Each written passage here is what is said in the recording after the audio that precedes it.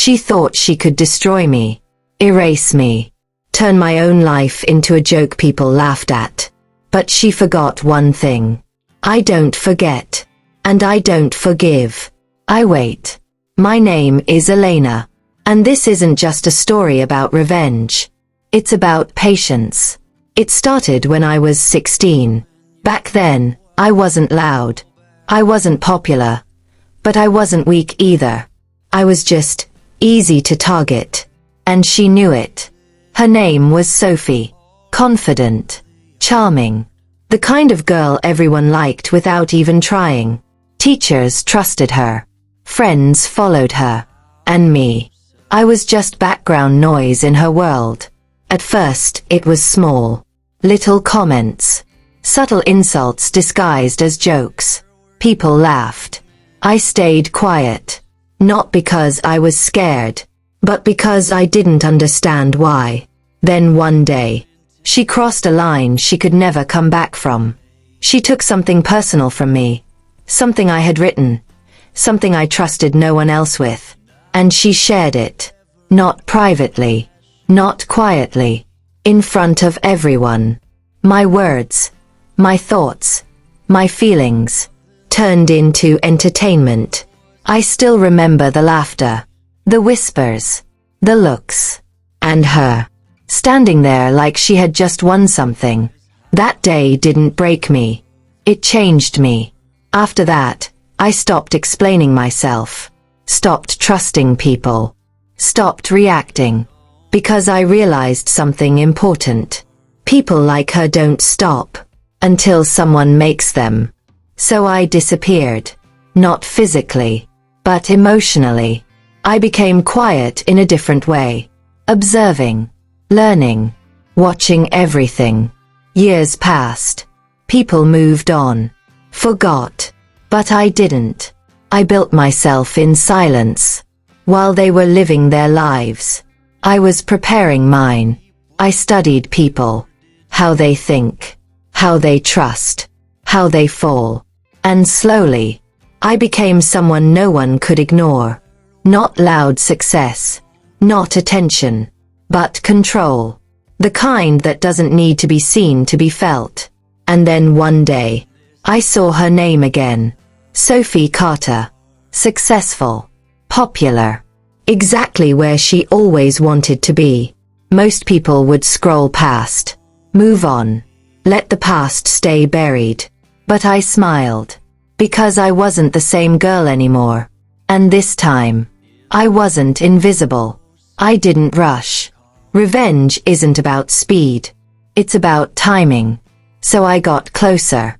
Not directly. Carefully. A shared contact. A casual introduction. A reason to meet. And just like that, I walked back into her life. She didn't recognize me. Of course she didn't. People like her never remember the ones they hurt. But I remembered everything. Nice to meet you, she said. Confident. Polished. Untouchable. I looked straight at her. And smiled. Yeah. We've met before. For a second. She paused. Just a second. But then she laughed it off. Because people like her don't believe in consequences. And that's exactly why they fall. Over the next few weeks, I became someone she needed. Someone she trusted. Smart. Reliable.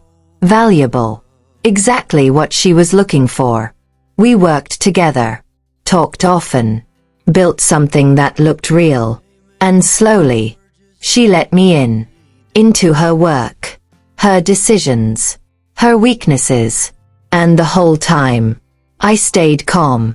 Controlled. Patient. Because this wasn't anger. This was strategy. One night, after a long meeting, she looked at me and smiled. You're different, she said. I don't know why, but I trust you. I smiled back. Soft. Quiet. Because in that moment, she gave me everything. And she still had no idea. I was the girl she tried to destroy. And next, I'm going to show her what it feels like to lose everything. without even knowing when it started. She trusted me. That was her first mistake. Not because trust is weak, but because she gave it to the wrong person. My name is Elena, and by the time she realized who I really was, it was already too late. At first, I didn't take anything from her. That would have been obvious. Revenge doesn't begin with destruction. It begins with dependency. So I made myself necessary. Every idea she approved passed through me. Every decision she made, I shaped it quietly. I didn't control her. I made her believe she was in control. And that's what made it perfect. She started relying on me for everything. Meetings, strategies, even personal advice. That's when I knew the real game had started. Because people don't fall when you push them. They fall when they lean too much on something that disappears. I learned her habits, her insecurities, her fears she never said out loud. She hated losing control, hated looking weak, needed to be admired. So I fed it, carefully. I supported her ideas, then redirected them, encouraged her risks, but only the ones I knew would cost her later. Built her confidence, just enough to blind her. And slowly, she started making mistakes. Small ones at first, easy to ignore. But I didn't correct them. I let them grow. Because small cracks become breaks. At the same time, I built relationships around her. Her team, her partners, her investors. Not by replacing her, but by becoming more reliable than her. More calm, more precise, more trusted. I never spoke against her. I didn't need to. People started comparing on their own. And comparison does the damage for you. Weeks turned into months. And everything was exactly where I wanted it. She was rising. But only because I was holding the structure together. And she didn't even see it. One evening, she called me. Her voice wasn't confident this time. There was pressure in it. Something feels off, she said. I don't know what it is, but things are slipping. I stayed quiet for a second. Then I said softly, "You're just tired. You've been doing too much." That's the thing about manipulation. You don't create fear. You guide it. She exhaled, relieved, because she trusted me. And that was exactly why she was going to lose everything. The next phase was simple. Remove support. Without being noticed, I started stepping back. Just a little. Delayed responses. Less involvement. More silence. Not enough to alarm her. Just enough to weaken her. And that's when it happened. Mistakes she would have avoided. She made them alone. Decisions she used to double-check. She rushed them. People she depended on started turning to me instead. Not because I asked them to. Because they felt safer. More certain. And she noticed. Of course she did. One day during a meeting, she snapped. Her voice sharp. Frustrated. "This isn't working," she said. "Something's wrong." The room went quiet. All eyes on her. For the first time. She didn't look in control. I didn't say anything. I didn't need to. Because the moment someone powerful shows uncertainty, they stop looking powerful. After the meeting, she pulled me aside. "What's happening?" she asked. "You see it too, right?" I looked at her, composed, and said, "You're just under pressure. It'll pass." Same words, different impact. This time, she didn't believe it completely. Good. Doubt is where collapse begins. From that point, everything accelerated. Investors questioned decisions. Her team hesitated. Opportunities slipped. And I stayed exactly the same. Stable, reliable, unshaken. Until slowly, People stopped going to her first. They came to me. Not officially, but naturally. And that's how power shifts. Not loudly. Quietly. Then came the moment I had been waiting for. She asked me to handle something important. A deal that could fix everything. Or break everything. She trusted me with it completely. And I accepted. Of course I did. Because this wasn't about destroying her quickly. It was about making her watch it happen. Piece by piece. And still believe she could fix it. That's the difference between pain and real revenge. Days later, the deal failed. Not dramatically. Not obviously. Just enough to collapse everything connected to it. And suddenly, everything she built started falling. She didn't scream. Didn't accuse anyone. She just stood there, trying to understand what went wrong. And for the first time, she looked small. Lost. Exactly like I once did. That night, she called me again. Her voice quiet this time. Almost broken. I don't understand, she said. I did everything right. I listened. Calm. Silent. Then I said, sometimes, things fall apart without a reason. There was a long pause. And then she whispered, I don't know who I can trust anymore. I closed my eyes for a second. Not because I felt bad, but because after all these years, the moment had finally come. She was exactly where I needed her to be. Alone. Uncertain. Dependent. And still trusting me. What she didn't know was that I hadn't even started the final part yet. Because breaking her success was never the real goal. Next, I'm going to take something far more important. Something she can't rebuild. Something she once took from me. And when she finally realizes who I am, it won't matter anymore. Because by then, there will be nothing left for her to save. She thought she had already hit rock bottom. She was wrong. Rock bottom isn't when everything starts falling apart. It's when you realize someone made it happen. My name is Elena. And this is where I stop hiding. After the deal collapsed, everything around her slowed down. Calls became fewer. Meetings became shorter.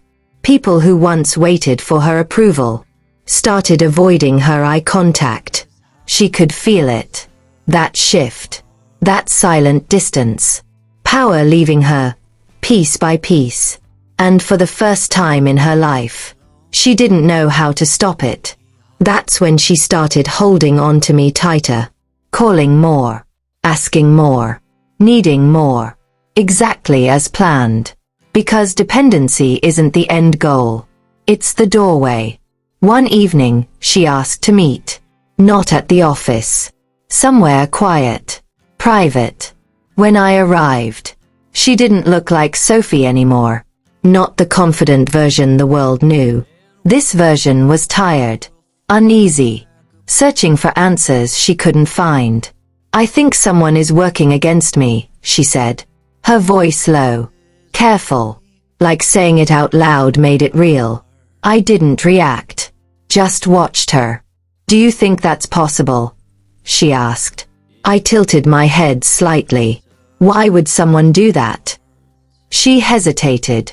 Because deep down, she knew the answer. People don't get targeted for no reason. They get targeted because of something they've done. She looked at me again, trying to read my face, trying to find certainty. But I gave her nothing. Just calm. Just silence. Just enough to make her doubt her own instincts. That night, she didn't sleep. I know because she texted me at 3:12 a.m. Are you awake? I was. But I didn't reply. Not immediately. Revenge isn't just about actions. It's about timing. I responded 2 hours later. Just woke up. Everything okay? 3 dots appeared. Disappeared. Came back again. I feel like I'm losing everything. I stared at the message for a moment, then typed, "You're just going through a phase." The same words again, but now, they sounded empty, because even she didn't believe them anymore. And that's when the real fracture began. The next few days, I did something different. I stepped forward again. Not fully, just enough. Helping her fix small problems. Solving things quickly. Making things look stable again. And for a moment, she felt safe. Relieved. Like the storm had passed. That's the thing about control. You don't remove it completely. You give it back. Just to take it again. Harder. This time, I didn't touch her business. I touched her reputation. Quietly. Carefully. Conversations. Comments. Doubts placed in the right ears. Not lies. Just truths. Framed differently. Because truth is far more dangerous than lies. People started questioning her decisions. Not openly. But enough. Enough to create distance. Enough to create hesitation. And hesitation kills authority. One afternoon during a meeting, it happened again. But worse. She presented an idea. Confident. Prepared. And someone interrupted. "Are we sure this is the right direction?" Simple question. But it changed everything. Others joined. More questions. More doubt. More pressure. And for the first time, she couldn't control the room. I sat there. Quiet. Watching. Not interfering. Because this moment was hers. The room didn't explode. It didn't need to. It just shifted. Away from her. After the meeting, she didn't come to me immediately. That was new. Instead, she stayed alone. Processing. Thinking. Connecting pieces. And for the first time, she started looking at me differently. Not with trust. Not completely. But with a question. Good. Because awareness is painful. But too late awareness. That's devastating. Later that night, she finally called. I answered. "You've been distant," she said. Direct. Careful. I let a small pause hang. "I've been giving you space." "Or pulling away?" she asked. There it was. Suspicion. Finally. I smiled slightly. Even though she couldn't see it. "You think I'd do that to you?" Silence. Then. "I don't know what to think anymore." Her voice wasn't strong. It wasn't weak either. It was searching. And that's dangerous. Because people who start searching eventually find something. But I wasn't worried. Because she was still missing the most important piece. Me. The next day, I made a decision. It was time. Not to destroy her. But to break her certainty. Completely. I invited her to meet again. Same place. Same quiet atmosphere. But this time, I didn't sit across from her. I sat beside her. Closer. Calmer. Controlled. "You look tired," I said softly. She let out a weak laugh. "I am." For a moment, neither of us spoke. Then she turned to me and asked the question I had been waiting for. Did I do something wrong? I looked at her. Really looked this time. At the person who once stood in front of a room, laughing while mine collapsed. And I said, yes. Just one word. Simple. Heavy. Her expression froze. Not shocked. Not angry. Just still. Wrong how? She asked quietly. I leaned back slightly. Took my time. Because this moment had been waiting for years. You don't remember, do you? Her eyes narrowed slightly. Confused. Trying. Searching her past. Her memory. Faces. Moments. Nothing. Of course. Because for her, it was just another day. But for me, It was the day everything changed. I think you're mistaken, she said. Careful now. Defensive. I shook my head slowly. No, I said. I'm exactly where I'm supposed to be. And that's when it hit her. Not fully, but enough. A feeling. A shift. A realization forming. Her breathing changed slightly. Who are you? She asked.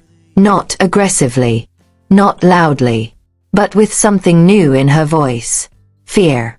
I held her gaze. Calm. Unmoving.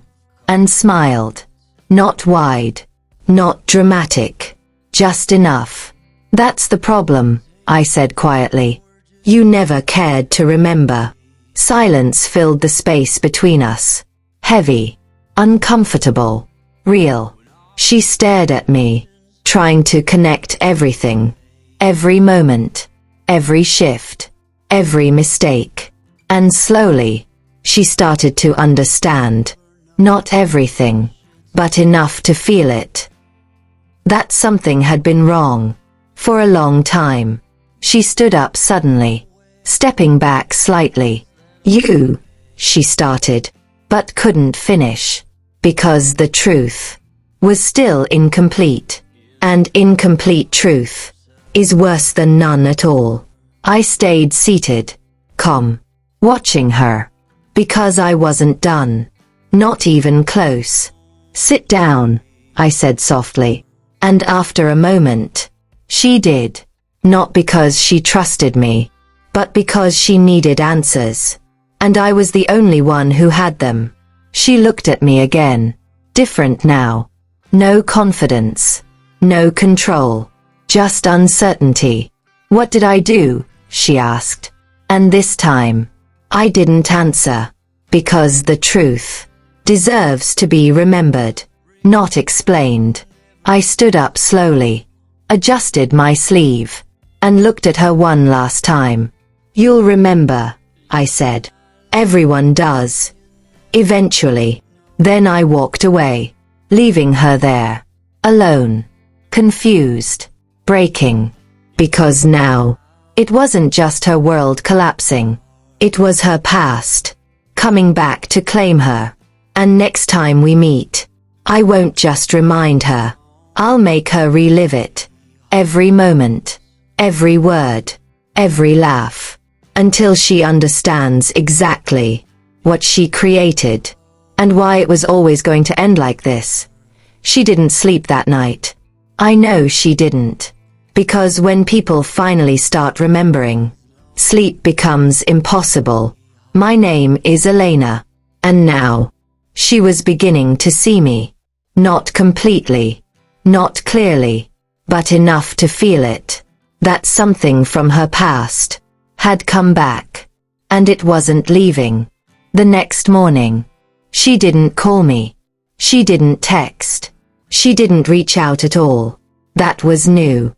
For the first time, she chose distance. Not out of strength, but out of fear. Good. Fear sharpens memory. And memory brings truth. By afternoon, she started asking questions. Not to me. To others. Old classmates. Old contacts. People she hadn't spoken to in years. Trying to rebuild a past she never cared to remember. And slowly, pieces started coming back. Not full memories. Just fragments. A classroom. Laughter. A notebook. A girl standing still while everyone watched. By evening, she knew. Not everything. But enough. Enough to feel it in her chest. That weight. That realization. That quiet horror when you understand. You were the reason someone changed. That night, my phone rang. I let it ring. Once. Twice. 3 times. Then I answered. Silence. On both sides. Until finally, she spoke. Elena. My name sounded different in her voice now. Careful. Heavy. I remember something, she said. I didn't respond. I don't remember everything. But I remember enough. Her breathing was uneven. Not dramatic. Just real. I didn't think it mattered back then, she whispered. There it was. The truth people always hide behind. It didn't mean anything. I closed my eyes for a second. Not because it hurt, but because that sentence was exactly why all of this existed. That's the problem, I said quietly. It meant everything. Silence again. But this silence wasn't empty. It was full. Full of things she was finally starting to understand. I didn't know, she said. And for the first time, her voice broke. Not loudly. Just slightly. I didn't know it affected you like that. I let the words sit. Then replied. You didn't want to know. Because people always have a choice. To notice. Or ignore. And she had chosen. She exhaled slowly. Like something inside her was shifting. I'm sorry, she said. Simple. Direct. Late. I didn't react. Didn't accept. Didn't reject. Because this was never about apologies. You built all of this, just for that? She asked. No, I said calmly. I built this, because of that. There's a difference. And she felt it. I didn't think you'd go this far, she said. I almost smiled. You didn't think I'd come back at all. Another silence. Longer this time. Then she asked the question she had been avoiding. What happens now? That's the thing about consequences. People only ask about them when they're already inside them. I stood by the window, looking out. Calm. Still. You keep going, I said. Her voice sharpened slightly. What does that mean? It means, I said slowly, you wake up tomorrow, and everything continues. Meetings, calls, decisions, pressure. But now, I added, you'll know why it feels different. She didn't speak, because she understood. This wasn't over. It wasn't even close. The next few days, something changed. Not in me, in her. She became quieter, more careful, watching everything, trying to regain control, trying to fix what was already too deep. She started making better decisions, thinking more, pausing before speaking. For a moment, it almost looked like she was recovering. But recovery requires stability. And I hadn't removed the ground yet. I had only cracked it. Then came the final phase. Not loud. Not aggressive. Precise. I stopped helping completely. No guidance. No correction. No silent support. Just distance. And this time, she felt it immediately. Because now she knew. Now she understood. What I had been doing all along. Calls went unanswered. Messages delayed. Meetings where I stayed silent. And every time, her confidence dropped a little more. Because awareness without control is torture. One afternoon, everything collided. A major decision. Time sensitive. High pressure. All eyes on her. And for the first time, she hesitated. Not for a second. For too long. Long enough for doubt to spread. Long enough for someone else to step in. And that was it. That was the moment. Not dramatic. Not explosive. Just a shift. Power. Moving away from her. Officially. After the meeting. She didn't chase me. Didn't call. Didn't ask for help. Because now, she knew that I wasn't part of her support anymore. I was the reason it ever existed. That night, she sent one message. Just one. I understand now. I read it. Didn't reply. Because understanding is the beginning of consequence, not the end. And now, she was finally standing in the same place I once did. Not broken. Not destroyed. But changed. Forever aware. Forever carrying something she couldn't undo. But this still isn't the end. Because losing power, losing control, losing everything she built, that was never the real punishment. Next, she's going to face something worse. Herself. And when that happens, there won't be anyone left to blame. Not me. Not anyone. Just her. And the moment she thought didn't matter. She thought the worst had already happened. Losing control. Losing power. Watching everything slip through her hands. But that wasn't the punishment. That was just the setup. My name is Elena. And this is where it ends. After that last message, I understand now. She didn't reach out again. Not because she didn't want to, but because she finally realized there was nothing left to ask for. No explanation would change it. No apology would fix it. No conversation would undo it. For the first time in her life, she stopped trying to control the outcome and just lived inside it. Days turned into weeks, and everything around her adjusted. Not dramatically, just enough. Enough for her to feel it every single day. People still spoke to her, still worked with her, still respected her. On the surface. But something was gone. That certainty, that unshakable presence she once had, replaced by hesitation, carefulness, awareness. And that awareness followed her everywhere. Every decision, every conversation, every silence. Because now, she saw things differently. She noticed the small reactions, the subtle shifts, the way people looked at her, and the way they used to. That's the thing about understanding. Once it arrives, it never leaves. One evening, she asked to meet. Not urgently, not desperately, just once. To talk. I almost ignored it. But I didn't. Because endings deserve to be seen. We met at the same place. Same quiet atmosphere. Same distance between us. But everything felt different. She wasn't the same Sophie anymore. Not the one I remembered. Not the one the world still saw. This version was real. She looked at me and didn't try to pretend.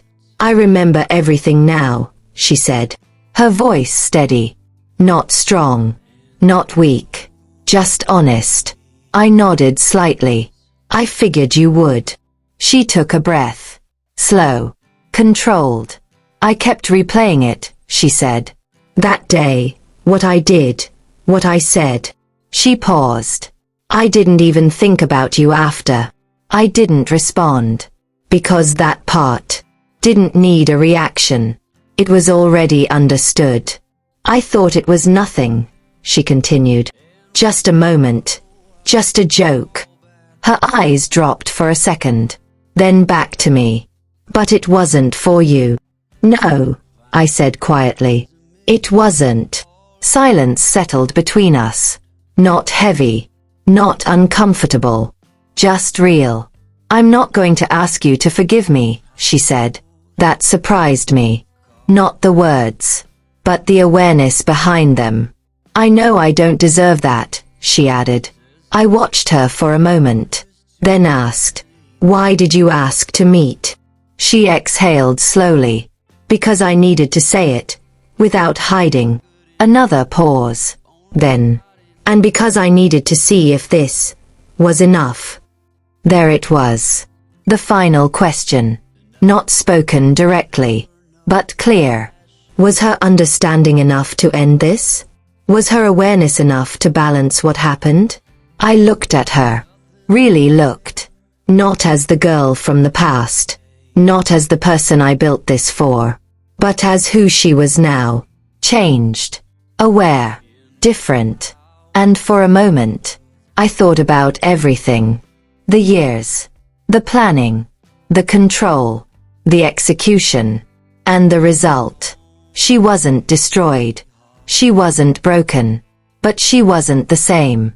And she never would be again. That was the point. Not to ruin her life, but to change it. The same way mine was changed. Irreversibly. You want to know if it's enough, I said.